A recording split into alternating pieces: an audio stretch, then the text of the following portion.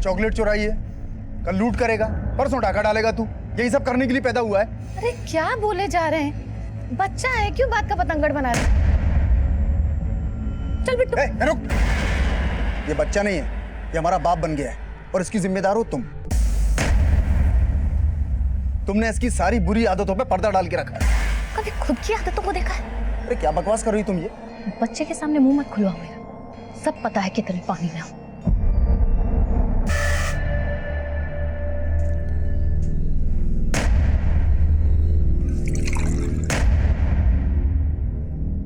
गरम पूरी लेकर आती हूँ। अरे देखा कैसे बिना जवाब दिए चली गई। इसकी अकल ऐसे ठिकाने नहीं आई। बिट्टू, बिट्टू। वर्मा जी, बिट्टू को देखा क्या? नहीं मैडम जी, बिट्टू तो आज यहाँ नहीं है। कहाँ चला गया ये लड़का? बिट्टू, बिट्टू। नमस्कार, आदाब। मैं inspector Adil Khan, crime petrol Dastak में आपका स्वागत करता हूं। आज जिस केस का जिक्र मैं करने वाला हूं वो मध्य प्रदेश के खंडवा का था। 9 साल के बिट्टू और उसके माँ बाप की जिंदगी में एक जुर्म ने दस्तक दी थी।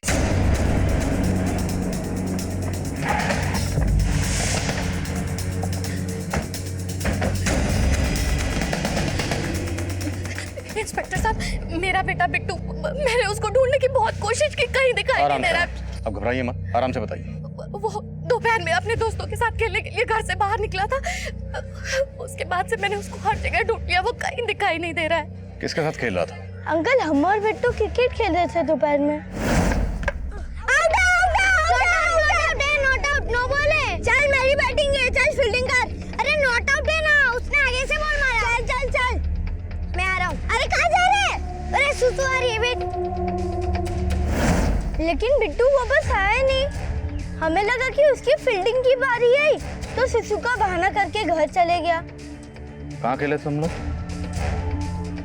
बिट्टू तो उधर गया था झाड़ी के पीछे टॉयलेट करने के लिए।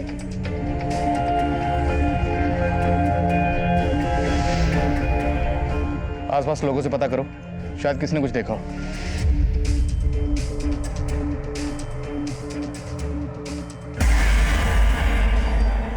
विनीता, बिट्टू को कुछ पता चला?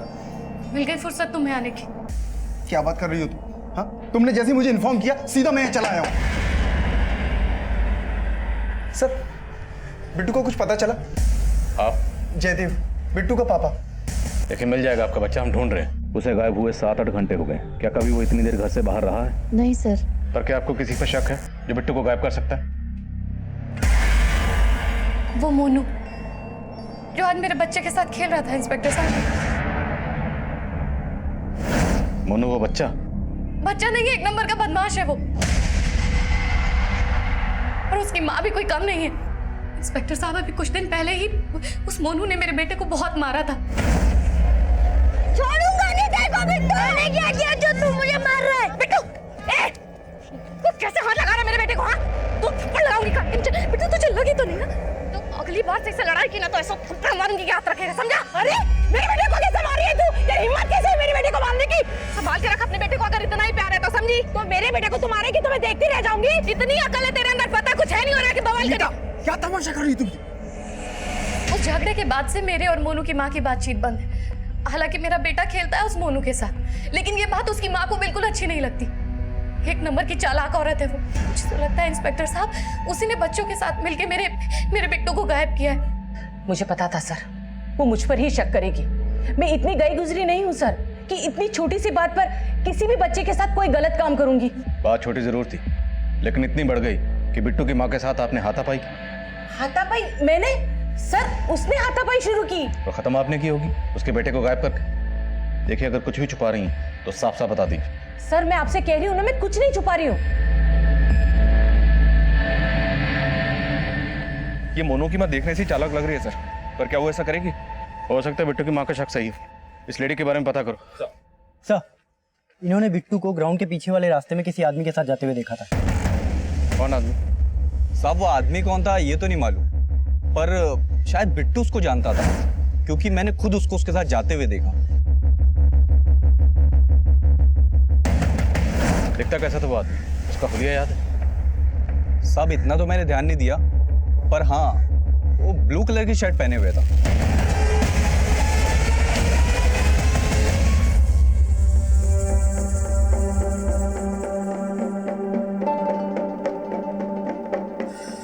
कहाँ जा रहा है बिट्टू? अंकल मैं अपने घर जा रहा हूँ। अरे तू घर चला जाएगा तो इतने सारे चॉकलेट तुझे कौन देगा, समझे ना? नहीं अंकल, पर मुझे अपने घर जाना है, मैं अपने घर जा रहा हूँ। चुपचाप बैठ इधर। खंडवा से बिट्टू को गायब हुए 10 घंटे गुजर चुके थे और बिट्टू का पता लगाने के लिए हम हर मुमकिन कोशिश कर रहे थे और तभी हम एक जंगल के पास बिट्टू की लाश मिली। सिंह, ये जंगल वाला एरिया है, अच्छी तरह से पूरे जंगल छान मारो, कुछ भी छूटना नहीं चाहिए। हाँ आइए सर, बिट्टू की लाश है, बहुत ब्रूटल मर्डर है। इतने छोटे से बच्चे को इतनी बुरी तरह कत्ल किया गया, जरूर किसी ने दुश्मनी निकाली। सर बिट्टू की माँ ने मोनू की माँ पे शक जताया था, पर बिट्टू को तो उस ब्लू शर्ट वाले आदमी के साथ देखा गया था और उस आदमी के बारे में अभी तक हमें कुछ पता नहीं चला है। हो सकता है इस ब्लू शर्ट वाले का बिट्टू की माँ से कोई कनेक्शन, या इसके पेरेंट्स की बैकग्राउंड में कोई ऐसा हो जिसका ये सब करने के पीछे कोई स्ट्रॉन्ग मोटिव हो। बिट्टू के पेरेंट्स को इन्फॉर्म करो और बॉडी को पोस्टमार्टम के लिए भेज दो।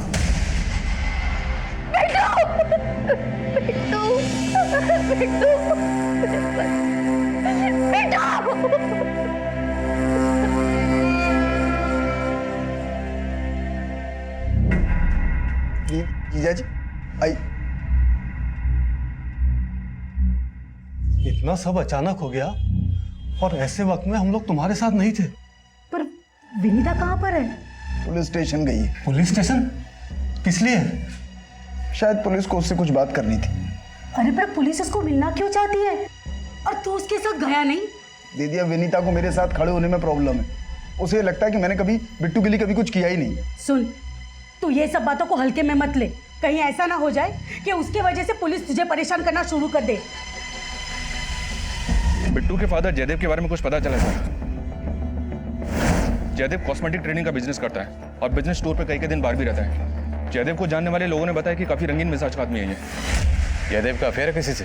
अफेयर है या नहीं ये अभी क्लियर नहीं है, पर जयदेव के कॉल रिकॉर्ड्स में कई सारी फीमेल क्लाइंट्स का नंबर है। और तो और सर, जब आस पड़ोस में इंक्वायरी की तो पता चला कि जयदेव की पत्नी भी उस पर शक करती है और मोनू की मदर विडो है और जयदेव की पत्नी को लगता है कि उन दोनों के बीच कुछ है।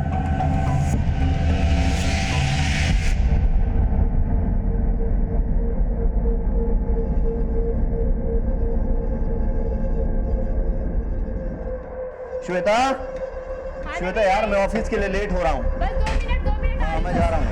अरे रश्मि, श्वेता, श्वेता देखो रश्मि क्या हुआ?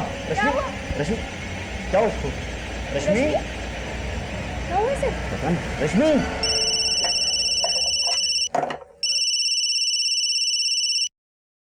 हेलो,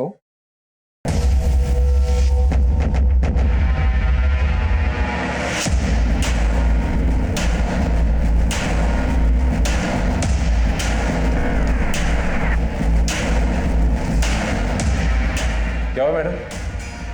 कैसी है रश्मि? वो प्रेग्नेंट है। क्या? तुम्हारी बेटी पूरे 3 महीने से प्रेग्नेंट है, तुम्हें पता ही नहीं? देखो सज्जन, गरीब थी इसलिए काम पे रख लिया। अपनी बेटी को अपने घर पे ही रखो, मुझे ऐसी लड़की को काम पे नहीं रखना।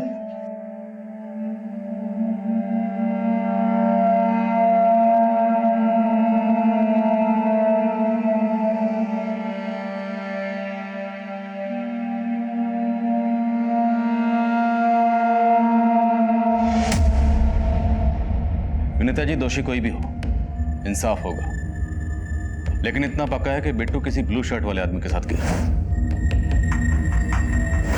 और ये जो भी था बिट्टू उसे अच्छी तरह से जानता था क्योंकि बिट्टू अपनी मर्जी से उसके साथ गया। अब ये आदमी कौन हो सकता है? सोच के बताइए, कभी कोई ऐसा हादसा हुआ हो आपके साथ, आपके पति के साथ, किसी रिश्तेदार के साथ या बिट्टू के साथ? इंस्पेक्टर साहब, कोई हादसा जैसा तो कुछ हुआ नहीं, लेकिन अभी कुछ ही दिन पहले बिट्टू जब घर आया था उसके हाथ में बहुत सारी चॉकलेट्स थी। बिट्टू, बिट्टू कहाँ गया था और इतनी सारी चॉकलेट कहाँ से लाया? अरे मम्मी, वो अंकल ने दिए। कौन से अंकल? अरे वो पापा के दोस्त थे ना, उन्होंने दिए। तो बिट्टू अपने पापा के किस दोस्त की बात कर रहा था? मैंने उससे पूछा लेकिन बिट्टू ने मुझे कुछ बताया नहीं। बाद में मैंने इसके बारे में जैसे भी पूछा, लेकिन उनको भी कुछ आइडिया नहीं था। देखिए विनीता जी, हालांकि आपने हमें इस बारे में खुद कुछ नहीं कहा, लेकिन फिर भी हमें पता चला है कि आपको शक है कि मोनू की माँ और आपके पति के बीच कुछ। आपने बिल्कुल ठीक सुना है, मुझे मेरे पति के बारे में शक है। स्कॉन्ड का ढिंढोरा पीटने के लिए तुझे मैडम का घर मिला? हाँ, मुझे मैडम का घर मिला था। क्या हुआ? क्यों मारा थे उसको? अरे माँ, कहीं का नहीं छोड़ा इस लड़की ने, हमें मुंह दिखाने के लायक नहीं छोड़ा। 3 महीने से पेट से। रश्मि, ये सब क्या है रश्मि? बोल रश्मि, किसका पाप है ये? अरे मेरी तरफ क्या देख रही है? हाँ, मेरी तरफ क्या देख रही है? तुझे पता ना तेरी माँ क्यों मरी थी? हाँ? बोल। विवेक का पापा नहीं? विवेक के साथ मुंह काला करा है तूने? मैं छोड़ूंगा नहीं उसको, जान से मार दूंगा। उसने कुछ नहीं किया, इसको कुछ मत कहना। तो फिर कौन है? किसका पाप अपने पेट में लेके घूम रही है तू? बता रश्मि, बता। अरे बोल क्यों नहीं रही है? किसका पाप है ये?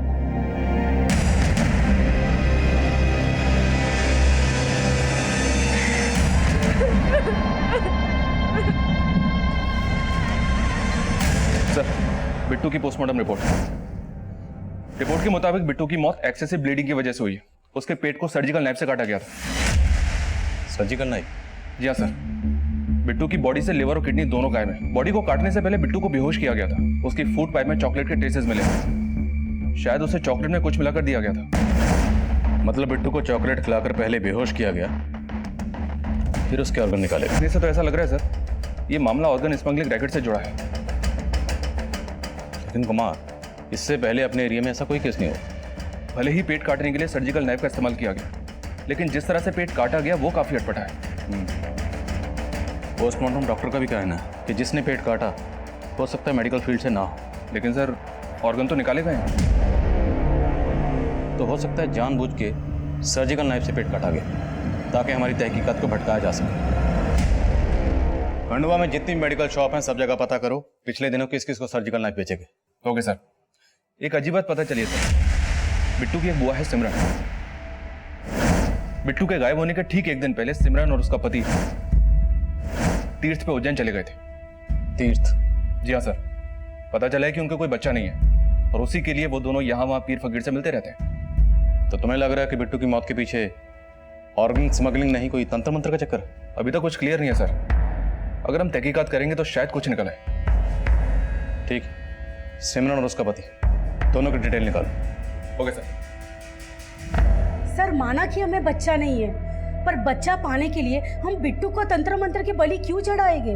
तो बिट्टू के गायब होने के ठीक एक दिन पहले आप दोनों शहर से बाहर क्यों गए थे? पूजा पाठ कराने गए थे। तंत्र मंत्र तो हम मानते ही नहीं है। आप बेकार में हम पे शक जता के अपना और हमारा समय खराब कर रहे हैं।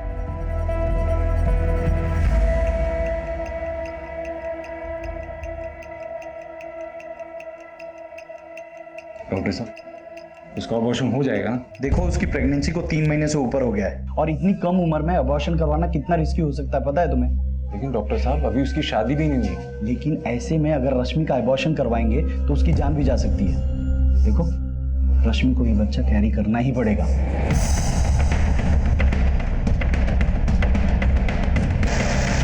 रश्मि इस केस का वो चेहरा थी जो उस वक्त हमारी नजर में नहीं आया था, लेकिन रश्मि का इस केस से एक चौंका देने वाला कनेक्शन था, जिसके तार बिट्टू के मर्डर से भी जुड़े थे। लेकिन इससे पहले इस केस में एक सरप्राइजिंग ट्विस्ट आया। चल।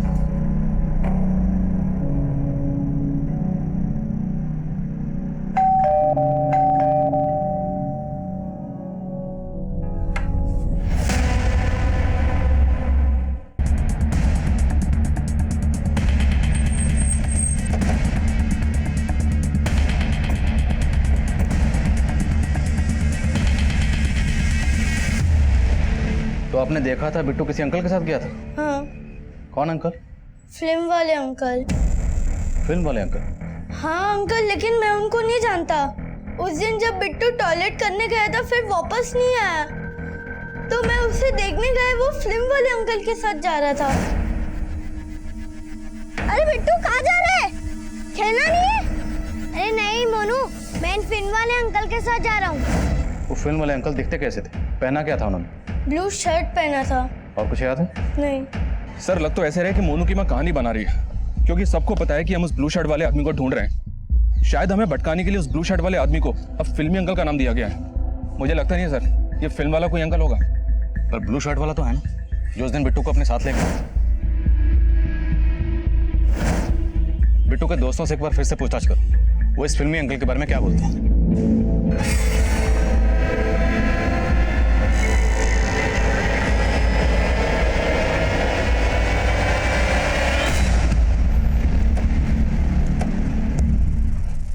सर आईसी केयर हॉस्पिटल के पास के केमिस्ट शॉप से सरस्वती नाम की एक प्रेग्नेंट लेडी के प्रेस्क्रिप्शन को दिखा के उसके लिए सर्जिकल नाइफ खरीदा गया था। उसकी डिलीवरी ऑपरेशन होने वाली थी, पर मैंने पता किया सर, उस हॉस्पिटल में सरस्वती नाम की कोई भी लेडी भर्ती नहीं हुई थी।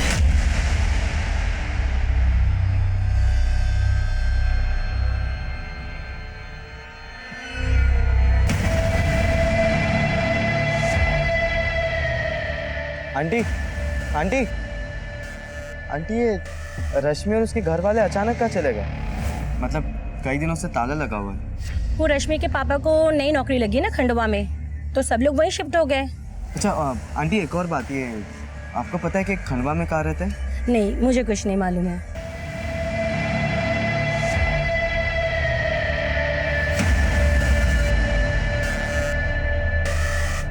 4 से 5 महीने का पेट हो गया तेरा।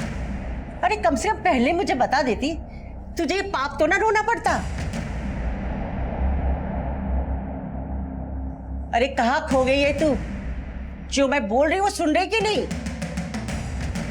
ध्यान रखना, एक तो तुझे यहाँ किसी से कोई बात नहीं करनी, और कोई कुछ पूछे भी ना तो बताना कि तू 18 साल की है, शादीशुदा है, और तेरा पति मुंबई में नौकरी करता है। समझी?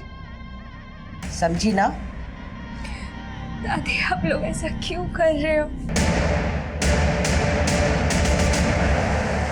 अरे माँ, शादीशुदा लगने के लिए सिंदूर लगाना जरूरी है। अब माँ, तू जल्दी मेरे लिए खाना लगा दे जा।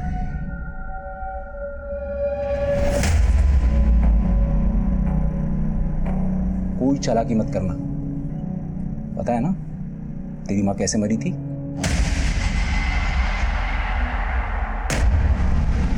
सर, ये मेरी बहू डॉली है, ये कहीं मिल नहीं रही सर। कब से मिसिंग है? सर आज सुबह जब मैं सत्संग के लिए निकल रही थी तो डॉली घर पे ही थी। बहू, सत्संग से आके फलहार करना है मुझे, सब तैयारी रखना। जी माँ जी। और जब मैं सत्संग से वापस आई सर तो घर पे डॉली नहीं थी। आपके और डॉली के अलावा घर पे और कौन कौन रहता है? सर मैं और मेरी बहू घर में अकेली रहते हैं। डॉली का हस्बैंड? सर मेरा बेटा भोपाल में जॉब करता है, वो वहीं रहता है। सर आप प्लीज पता कीजिए डॉली के बारे में। डॉली प्रेग्नेंट है सर। डॉली प्रेग्नेंट है? हाँ सर, तभी तो ऐसी हालत में वो इतनी देर तक बाहर नहीं रह सकती सर। मुझे उसकी बहुत फिक्र हो रही है। आप कुछ भी कीजिए सर, लेकिन मेरी बहू को ढूंढ दीजिए। इनके घर के आसपास पता करो, शायद डॉली को किसी ने जाते हुए देखा। और ये भी पता करो कि डॉली का फोन कहाँ स्विच ऑफ हुआ था। तब तक मैं केमिस्ट से मिलता हूँ।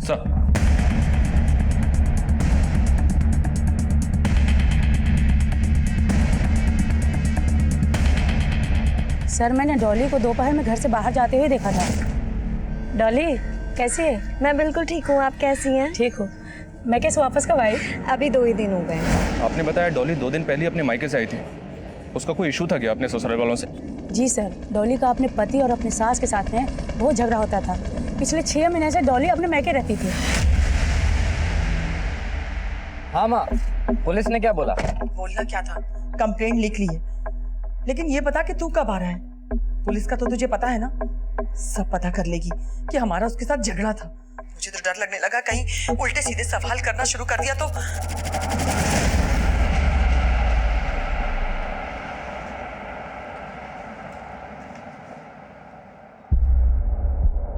यस सर, इस सरस्वती नाम के पेशेंट के लिए सर्जिकल नाइफ इसी दुकान से खरीदा गया था।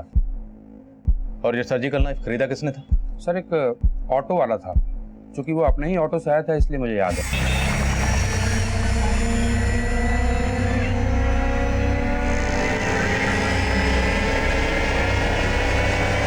ये ले लो। ये क्या लिखा है? कुछ समझ में नहीं आ रहा है। साफ साफ नहीं लिखा है डॉक्टर ने।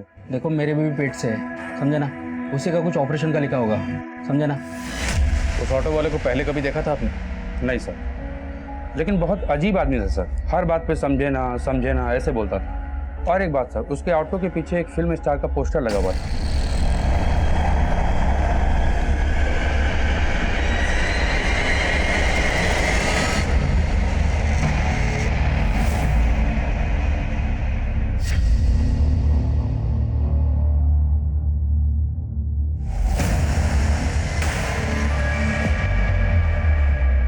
अरे अब भी किताब लेके बैठी है?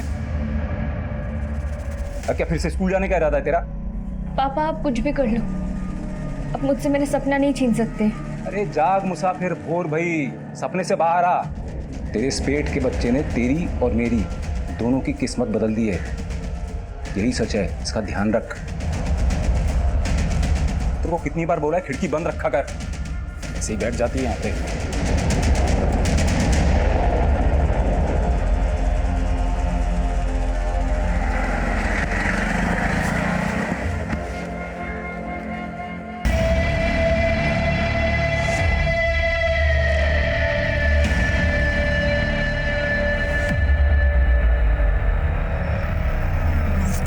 ज्यादा ममता ना कर इस पाप की निशानी की। पाप तो पापा ने किया है दादी, माँ को भी। फिर से शुरू हो गया उस फालतू बातों को लेकर। अपने दिमाग से निकाल दो सब बातें और चल रसोई में मेरी मदद कर।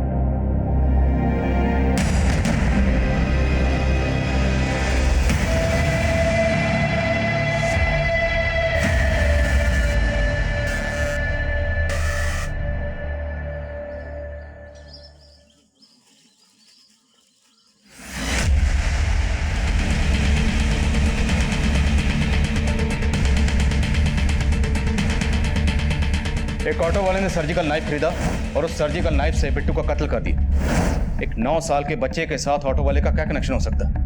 बिट्टू के दोस्त मोनू का कहना है उस दिन जब बिट्टू टॉयलेट करने गया था फिर वापस नहीं आया, तो मैं उसे देखने गया, वो फिल्म वाले अंकल के साथ जा रहा था। और जिस ऑटो वाले ने सर्जिकल नाइफ खरीदा उसके ऑटो के पीछे भी किसी फिल्म स्टार का पोस्टर था। तो हो सकता है ये ऑटो वाला ही वो फिल्म वाला अंकल जिसने बिट्टू के चॉकलेट खाने की कमजोरी का फायदा उठाया, उसे किडनैप किया और उसे मार डाला। सारे ऑटो स्टैंड पर उन ऑटोज के बारे में पता करो जिनके पीछे किसी फिल्म स्टार का पोस्टर हो। और बिट्टू के माँ बाप से पूछो क्या वो किसी ऐसे ऑटो वाले को जानते हैं।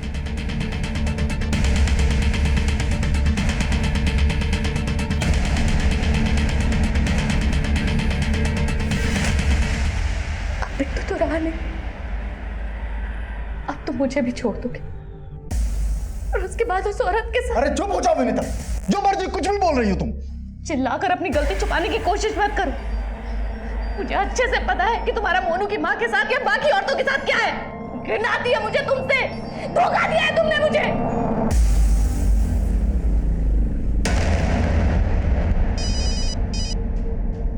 हाँ बोलिए। सर इस एरिया में ऐसे किसी भी ऑटो वाले का पता नहीं चला है जिसके ऑटो के पीछे फिल्म स्टार का पोस्टर हो। और नहीं बिट्टू से जुड़े किसी ऐसे आदमी का पता चला है जो किसी ऑटो वाले को जानता हो। तो हो सकता है वो किसी दूसरे एरिया का, बाकी एरियाज में पता करो। सर बुद्धनगर पुलिस को इस औरत की लाश मिली थी। इसकी लोअर बॉडी पूरी तरह से डैमेज थी। ये तो डॉली लग रही है। जी हाँ सर, लेकिन बुद्धनगर पुलिस ने बॉडी पोस्टमार्टम के लिए भिजवाई थी। डिटेल रिपोर्ट आना भी बाकी है, पर उनका कहना है कि ये लेडी प्रेग्नेंट नहीं थी। शक्ल तो डॉली की लग रही, डॉली मिसिंग है, लेकिन डॉली प्रेग्नेंट थी। डॉली की सास और पड़ोसियों ने यही कहा था। कहानी को समझ में नहीं आ रही है सर। डॉली के मायके से पता किया तो पता चला कि डॉली की अपनी सास से ही नहीं अपने पति से भी नहीं बनती थी। डॉली का पति उसे डिवोर्स देने वाला था। फिर अचानक से उन दोनों के बीच पैचअप हो गया। सब बोल रहे हैं कि इसकी वजह डॉली का बच्चा था। कहीं ऐसा तो नहीं कि डॉली फेक प्रेगनेंसी का नाटक करके अपने हस्बैंड से ज्यादा एलिमनी चाहती थी, इसलिए उसके हस्बैंड ने पैचअप कर लिया। लेकिन बाद में जब उसे पता चला कि ये प्रेग्नेंट नहीं है तो उन लोगों ने डॉली को मार दिया।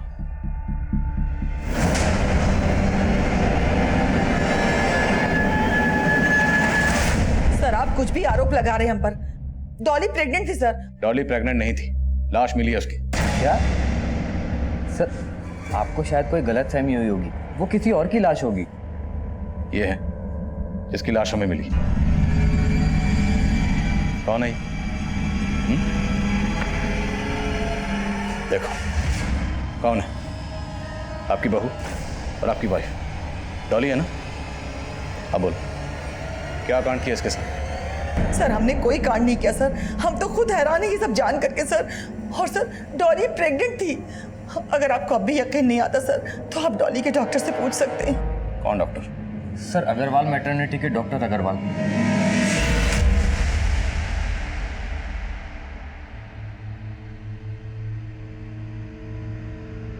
अरे रश्मि पानी देना। अरे कब आए तू? बस अभी आया। रश्मि पानी दो। अरे सो रही होगी अंदर। अरे ऐसे कैसे सो रही? आंखों से सो रही, कानों से तो सुन रही होगी। रश्मि मैं लेके आती। नहीं मैं जाता। रश्मि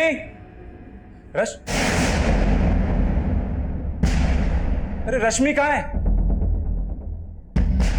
सर ये डॉक्टर अग्रवाल वही डॉक्टर है जिस पर पहले भी बच्चे एक्सचेंज करने के आरोप लग चुके हैं। अब ये डॉक्टर अग्रवाल ही हमें सुनाएगा डॉली की प्रेगनेंसी की असली कहानी। चलो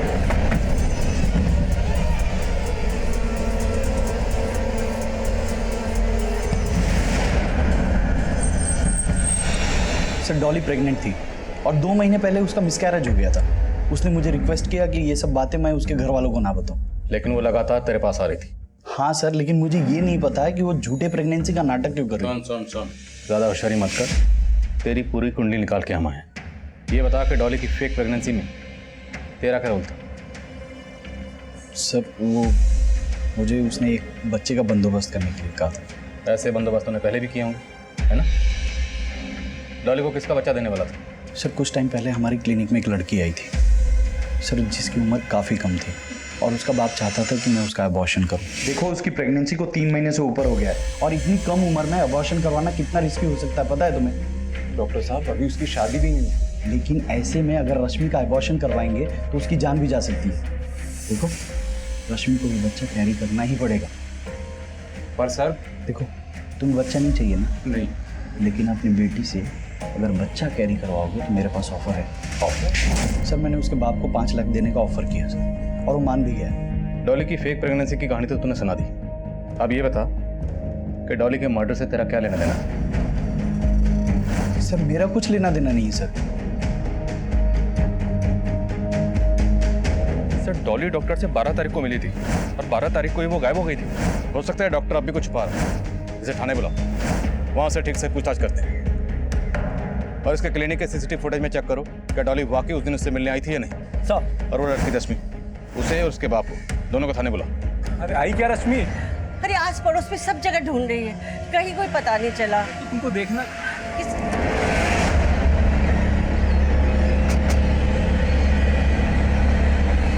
सज्जन जी। रश्मि कहाँ? सर आप लोगों के आने से पहले हम उसी को ढूंढ रहे थे। वो पता नहीं अचानक कहाँ गायब हुई। खैर रश्मि को तो हम ढूंढ लेंगे। तू बता, तो रश्मि को लेके डॉक्टर अग्रवाल के पास गया था ना? अब तू बोलेगा या मैं बोल? सर हम तो अबॉर्शन करवाने ही गए थे सर, लेकिन डॉक्टर अग्रवाल ने बोला कि अबॉर्शन नहीं हो सकता है। रश्मि की जान को तो खतरे में नहीं डाल सकते थे ना, इसलिए मैंने उनका ऑफर मान लिया। तो तेरी नाबालिग बेटी को प्रेग्नेंट किसने किया? किसने किया? बोल सर उसका रेप हुआ था सर। रश्मि ने खुद बताया था रेप के बारे में। वो जहाँ काम करती थी उसका मालिक और उसके दोस्त ने उसके। यार राहुल तूने अच्छा किया तो घर पे आ गया। जब श्वेता नहीं होती ना दारू पीने का मजा ही अलग होता है। चीयर्स। और कुछ चाहिए आप लोगों को? ये क्या कर रहे हो आप? अरे क्या हो गया? सैलरी मैं देता हूँ तुमको, कुछ पैसे ही दे देगा। सर रश्मि के मालिक और उसके दोस्त ने रश्मि का वीडियो बना लिया था। वो वीडियो कहीं दिखा देते तो हमारी बदनामी होती, इसीलिए मैं भोपाल से खंडवा आ गया। सोचा था कि यहाँ अबॉर्शन करवा देंगे, किसी को पता नहीं चलेगा, फिर वापस चले जाएंगे। लेकिन रश्मि पता नहीं कहाँ चली गई। इतना सब कुछ हुआ, लेकिन तूने एक बार भी जरूरी नहीं समझा कि पुलिस में कंप्लेंट लिखवा। क्यों? तुझे उस डॉक्टर की तरह रेपिस्ट ने भी ऑफर किया था ना पैसे, ताकि तेरा मुंह बंद रहे। जिन लोगों ने तेरी बेटी का रेप किया उनकी डिटेल बता। रश्मि का रेप करने वाले मुजरिमों को हमने गिरफ्तार कर लिया। उनके बयान से यह साफ हो गया कि उनकी कंप्लेंट ना लिखवाने के लिए उन्होंने रश्मि के पिता को पैसे दिए थे। पैसे के लालच में रश्मि के पिता और डॉक्टर अग्रवाल ये रश्मि के सामूहिक शोषण के जिम्मेदार थे। और डॉली, वो किसके जुर्म का शिकार हुई थी, ये भी काफी होश उड़ाने वाला था। सर 12 तारीख को जिस दिन डॉली गायब हुई थी, उसने डॉक्टर अग्रवाल के क्लिनिक के पास से एक ऑटो पकड़ा था। सर ये उसकी सीसीटीवी फुटेज है।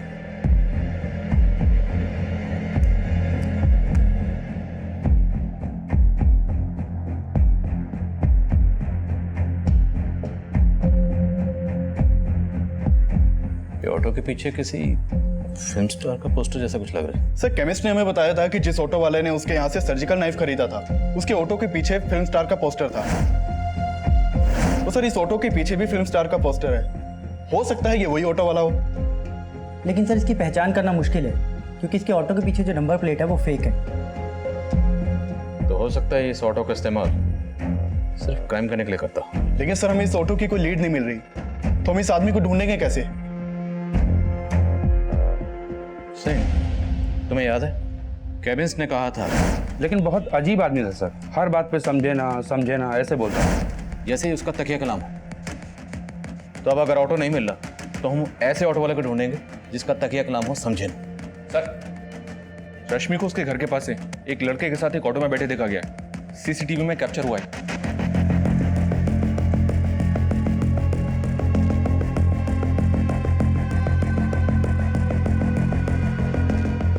तो वही ऑटो है जो डॉक्टर अग्रवाल के क्लिनिक के बाहर। इसी ऑटो में आखिरी बार डॉली को देखा गया और वो गायब हो गई।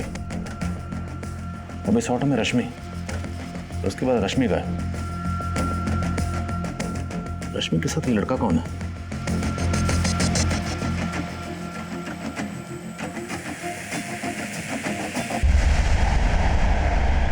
सर ये तो विवेक है, रश्मि के साथ ही पढ़ता था। हो सकता है इस विवेक का ऑटो वाले से कोई कनेक्शन। उठाओ इसे। सर बोलो। सर मैं उस ऑटो वाले को नहीं जानता हूँ। तो रश्मि के साथ बैठकर उस ऑटो में कहाँ गया था?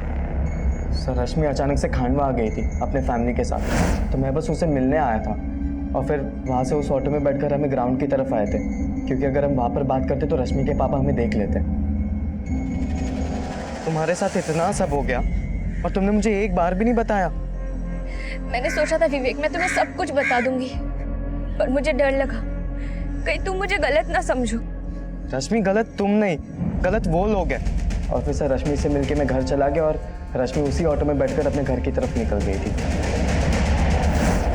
सर मैं सच बोल रहा हूँ, मुझे इससे आगे कुछ भी नहीं पता है। बिट्टू के साथ देखा गया ब्लू शर्ट वाला आदमी और ऑटो वाला दोनों एक ही थे, और यही वो फिल्म वाला अंकल था जिसने बिट्टू को मारकर डॉली को भी उसी सर्जिकल नाइफ से मारा गया था। और डॉली के ऑर्गन नहीं निकाले गए थे।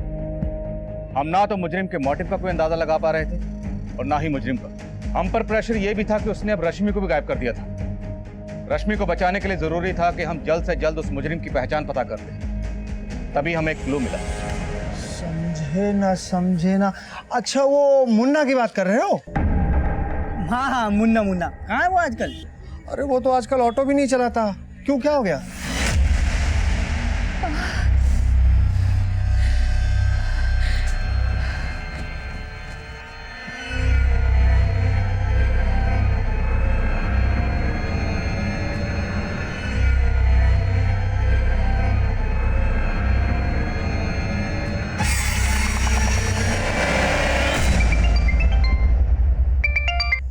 हेलो सर कुछ महीने पहले तक यहाँ खांडवा में एक आदमी ऑटो चलाता था सर, जो बिल्कुल इसी तरह समझे ना करके बात करता था। सर उसके ऑटो के पीछे भी फिल्म स्टार का पोस्टर लगा हुआ था। क्या नाम है उसका? सर मुन्ना। सर यहाँ पास के दीपला गांव का रहने वाला है।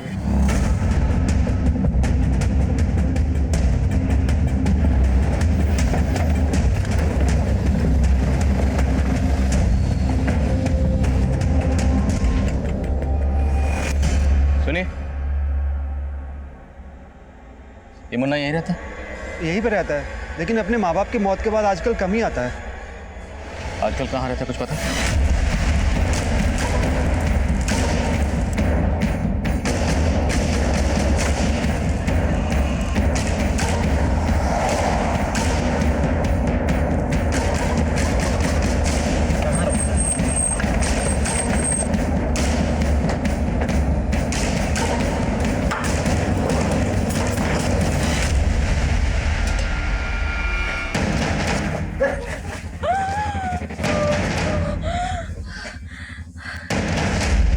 समझे ना साहब, मेरे बाबा ने मुझे बोला था कि मैं किसी बच्चे के शरीर के पुर्जे निकाल कर अगर साधना करूंगा तो मुझे खजाना मिलेगा। इसलिए मैंने बच्चे की तलाश शुरू की और एक दिन मेरी नज़र बिट्टू पे पड़ी। मुझे पता चल गया कि चॉकलेट बिट्टू की कमज़ोरी है और इसी का फ़ायदा उठा के मैंने उससे दोस्ती की शुरुआत की। और जब हमारी दोस्ती अच्छी हो गई तो मैं उसे अपने साथ घर लेके गया।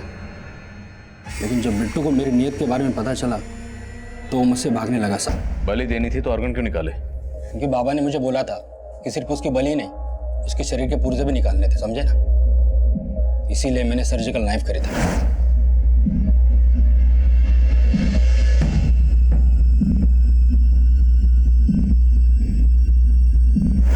और बाबा ने यह भी बोला था साहब कि शरीर के पुर्जों को पानी में उबाल कर वो पानी पीना होगा। और एक अजन में बच्चे की पूजा भी करनी थी मुझे। इसलिए तूने डॉली को उठाया? हाँ साहब, लेकिन बाद में पता चला कि डॉली गर्भवती नहीं थी, समझे ना? क्या है? उसने बोला कि वो किसी से बच्चा लेने वाली थी, समझे ना? साहब मैंने डॉली को मार के फेंक दिया।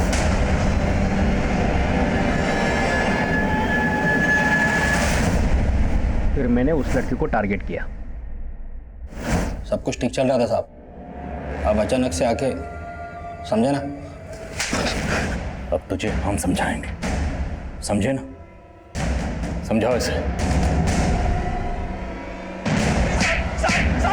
वो मुजरिम इतना सिरफिरा था कि उसने वाकई सर्जिकल नाइफ से रश्मि की कोख से उसके अजन्मे बच्चे को निकालने की तैयारी कर रखी थी। वो तो गनीमत थी कि हम वक्त रहते वहां पहुंच गए और रश्मि और उसके बच्चे को बचा लिया। मुन्ना ने जिस मकसद से इन जुर्मों को अंजाम दिया, ये अंधविश्वास का वो पागलपन था जो ताउम्र मुझे याद रहेगा। हमने जल्दी बंगाल से उसके उस्ताद, उस तांत्रिक बाबा को भी गिरफ्तार कर लिया। लेकिन सवाल ये था कि एक सरफिरा मुजरिम मुन्ना, जिसका बिट्टू, डॉली और रश्मि से दूर दूर तक कोई ताल्लुक नहीं था, आखिर उसने इन तीनों को ही अपना टारगेट क्यों बना लिया? बिट्टू जब किसी अनजान आदमी से चॉकलेट लेकर घर पहुंचा तो एक जुर्म में दस्तक दी थी। बिट्टू की मां ने अगर उस वक्त ये जानने की कोशिश की होती कि ये चॉकलेट देने वाला कौन था तो शायद बिट्टू मुन्ना के इस जुर्म से बच सकता था। लेकिन बिट्टू की मां ने जुर्म की इस दस्तक को नजरअंदाज कर दिया। फेक प्रेगनेंसी का नाटक करके डॉली ने खुद ही अपनी जिंदगी में जुर्म को न्योता दिया था। लेकिन मजबूर रश्मि की परेशानी को अगर उसके पिता ने पॉजिटिवली लिया होता तो शायद इतनी छोटी सी उम्र में रश्मि को इतनी बड़ी मुसीबतों का शिकार ना होना पड़ता। अब मैं आदिल खान आपसे इजाजत लेता हूं। आपसे फिर मुलाकात होगी एक नए केस के साथ। तब तक देखते रहिए क्राइम पेट्रोल दस्तक। मकसद बताना नहीं, बचाना है।